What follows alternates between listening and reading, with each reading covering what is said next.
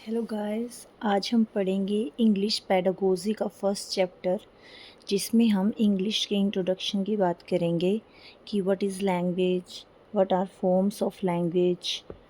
तो चलो शुरू करते हैं। सबसे पहले क्या होता है, व्हाट इज़ लैंग्वेज। लैंग्वेज क्या होता है? अब सबको पता है कि लैंग्वेज क्या होता है, कि language is used not only for communication but also express their feelings and thought.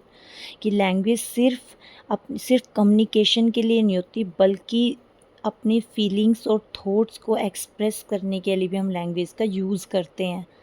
तो अब हम अपनी फीलिंग्स और थॉट को एक्सप्रेस कैसे कर सकते हैं, तो इसकी 3 फॉर्म्स हैं। तो पहली फॉर्म है ओरल फॉर्म, सेकंड है रिटन फॉर्म, थर्ड है साइन फॉर्म।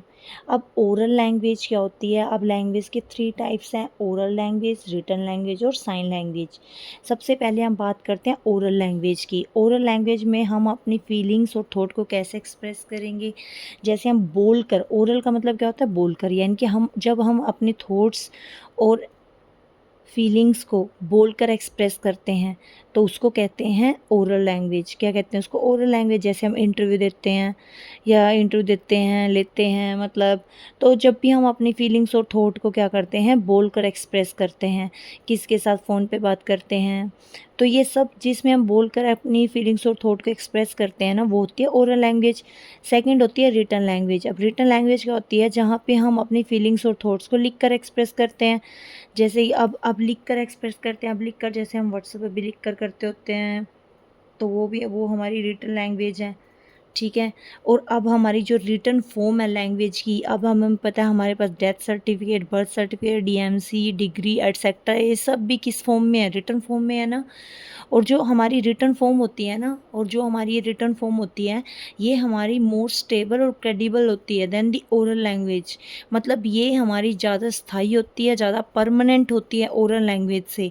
हम किसी को कुछ बोल कर कहेंगे, हमारे ऊपर कोई विश्वास नहीं करेगा, लेकिन अगर हम उनको सर्टिफिकेट दिखाएंगे तो उसके ऊपर वो तुरंत विश्वास कर लेंगे। मतलब इस मेरा कहने का मतलब क्या है कि जो रिटन लैंग्वेज होती है ना, वो मोर क्रेडिबल होती है देन दी ओरल लैंग्वेज, मतलब परमानेंट भी होती है। और थर्ड होती है हमारी साइन लैंग्वेज, यानी कि हम अपने थॉट्स, फीलिंग्स और थॉट्स को हम क्या कर सकते हैं, साइन के थ्रू भी एक्सप्रेस कर सकते हैं, जेस्चर के थ्रू भी एक्सप्रेस कर सकते हैं। जैसे हमारे जो डीफ और डम्ब पर्सन्स होते हैं, जो हमारे जो गूंगे होते हैं, वो बोल तो सकते नहीं, तो वो क्या करेंगे फिर? वो अपने जेस्चर्स के थ्रू ही अपनी फीलिंग्स को एक्सप्रेस करते हैं। तो उनकी जो साइन उन वो जो लैंग्वेज यूज़ करते हैं, वो साइन लैंग्वेज यूज़ करते हैं। और अब जैसे हम कोई भी बच्चा पैदा होता है, उसका बर्थ होता है, तो वो सबसे पहले कौन-सी लैंग्वेज यूज़ करता है? वो भी साइन लैंग्वेज यूज़ करता है, क्योंकि सबसे पहले वो क्या करता है? रोता है। क्योंकि स्टार्टिंग में बच्चा जब पैदा होता है, तो उसको बोलना तो आता ही नहीं होता, तो वो कौन-सी लैंग्वेज यूज़ करता है? साइन लैंग्वेज यूज़ करता है। उसकी हर लैंग्वेज चेंज होती है, जब उसको भूख लगती है, उसको प्यास लगती है या कोई और प्रॉब्लम होती है, तो उस टाइम पे वो साइन लैंग्वेज का यूज़ करता है प्रॉपर। तो उस टाइम में जब तक उसको बोलना नहीं आता, तो ये हमारी होती है साइन लैंग्वेज। अब हम बात करते हैं साइन लैंग्वेज की। जो एनईपी है, एनईपी ने बोला है कि जो साइन लैंग्वेज को हम स्टैंडर्डाइज कर देंगे, ताकि जो डीफ और डम्ब पर्सन है उसका मैक्सिमम यूज़ कर सकें। और एनईपी ने बोली थी ये बात कि जो साइन लैंग्वेज है उसको स्टैंडर्डाइज करेंगे, ताकि जो डीफ और डम्ब पर्सन है उसका मैक्सिमम यूज़ कर सके। और any language can be written in any script. किसी भी लैंग्वेज को किसी भी स्क्रिप्ट में लिखा जा सकता है। अब इसका मतलब क्या है? इसका मतलब ये है, अब हमें जैसे पता है हिंदी लैंग्वेज है, संस्कृत लैंग्वेज है, ठीक है, नेपाली है, मराठी है, इन सबको कौन सी स्क्रिप्ट में लिखा जाता है? इन सबको देवनागरी स्क्रिप्ट में लिखा जाता है ना? सबको पता है ये वाली बात तो। अब इस लाइन का क्या मतलब है? Any language can be written in any script. किसी भी लैंग्वेज को किसी भी स्क्रिप्ट में लिखा जा सकता है। तो इसका मतलब क्या हुआ? इसका मतलब ये है, जैसे हम व्हाट्सएप पे जैसे हमें किसी व्हाट्सएप पे किसी को पूछना हो कि जैसे इंग्लिश की कौन सी स्क्रिप्ट होती है? इंग्लिश की कौन सी स्क्रिप्ट होती है? रोमन स्क्रिप्ट होती है। तो जैसे हमें व्हाट्सएप पे किसी को पूछना है कि आप क्या कर रहे हो, इंग्लिश में कैसे बोलेंगे? क्या कर रहे हो? What are you doing?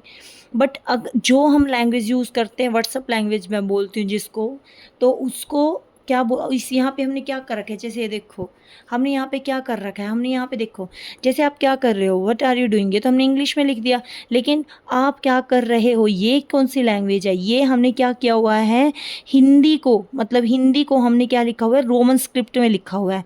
Hindi language को हमने किस लैंग्वेज में लिखा हुआ है, रोमन स्क्रिप्ट में। तो मेरे कहने का बस जस्ट यही मतलब है कि किसी भी लैंग्वेज को किसी भी स्क्रिप्ट में लिखा जा सकता है। हमने हिंदी लैंग्वेज को यहाँ पे, वैसे तो हिंदी की स्क्रिप्ट कौन सी होती है, देवनागरी होती है, बट हमने यहाँ पे हिंदी को कौन सी स्क्रिप्ट में लिखा है, रोमन स्क्रिप्ट में लिखा है।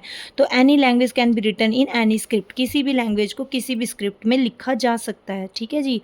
उसके बाद sign language has its grammar, हर लैंग्वेज की अपनी ग्रामर होती है, साइन लैंग्वेज की भी अपनी ग्रामर होती है। उसके बाद है साइन लैंग्वेज और नेचुरल लैंग्वेज, ये नेचुरल लैंग्वेज है, पता है अभी बताया मैंने कि जब बच्चे का बर्थ होता है सबसे पहले वो इसी लैंग्वेज का यूज़ करता है, तो ये नेचुरल लैंग्वेज होती है, नेचुरली सबसे पहले यही लैंग्वेज बच्चा बोलता है जब उसका बर्थ होता है। फिर हम बात करते हैं sign language are not universal, फिर है sign language use more than just signs, तो साइन लैंग्वेज की अपनी खुद की ग्रामर होती है, ये नेचुरल लैंग्वेज होती है, ये यूनिवर्सल नहीं होती, और sign language use more than just signs, और ये साइंस से ज़्यादा लैंग्वेज होती है, ये सिर्फ साइंस ही नहीं होती, ठीक है जी। तो ये हमने पढ़ लिया लैंग्वेज के 3 फॉर्म्स के बारे में और व्हाट इज़ लैंग्वेज उसके बारे में। अब हम पढ़ेंगे कि लैंग्वेज वर्ड कहाँ से आया है, उसका क्या मतलब है, ठीक है। तो सबसे पहले हम पढ़ेंगे डेरिवेशन किसकी, इंग्लिश लैंग्वेज की। तो ये जो लैंग्वेज है, लैंग्वेज वर्ड है, ये कहाँ से आया, ठीक है। तो ये लैंग्वेज वर्ड है, ये कहाँ से आया, सबसे पहले जो लैंग्वेज, ये एक इंग्लिश वर्ड है, हमें पता है। तो ये सबसे पहले ये कहाँ से ड्राइव हुआ है, ये एक लैटिन वर्ड से ड्राइव हुआ है, लिंगुआ, लिंगुआ, ये एक लैटिन वर्ड लिंगुआ से डिराइव हुआ है, जिसका मतलब होता है टंग, क्योंकि लैंग्वेज हमें बोलते हैं तो हम टंग से बोलते हैं ना, टंग तो यूज़ होती है ना बोलने में। फिर और सेकंड होती है, जैसे अब एक और फॉर्म, अब हम ऐसे बोलते हैं कि इसकी फ्रेंच फॉर्म भी होती है। लैंग्वेज की जो लैटिन फॉर्म है वो लिंगुआ है, जिसका मतलब टंग होता है, और जो लैंग्वेज है उसकी फ्रेंच टर्म है लैंग, लैंग या पैरोल, और इसका मतलब क्या होता है, स्पीच, यानी कि बोलना। लैंग्वेज का मतलब क्या, मतलब इसकी फ्रेंच टर्म क्या है, पैरोल, और इसका मतलब क्या होता है, स्पीच।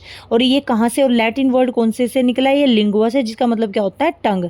तो यहाँ से डेरिवेशन हुआ है किसका, इंग्लिश वर्ड का, ठीक है। ये लैंग्वेज जो वर्ड है, क्या बोलना मैंने कि हमें पता है कि जो लैंग्वेज है वो एक इंग्लिश वर्ड है, और ये 2 फॉर्म से ड्राइव हुआ है, पहली लैटिन लैटिन और दूसरा फ्रेंच।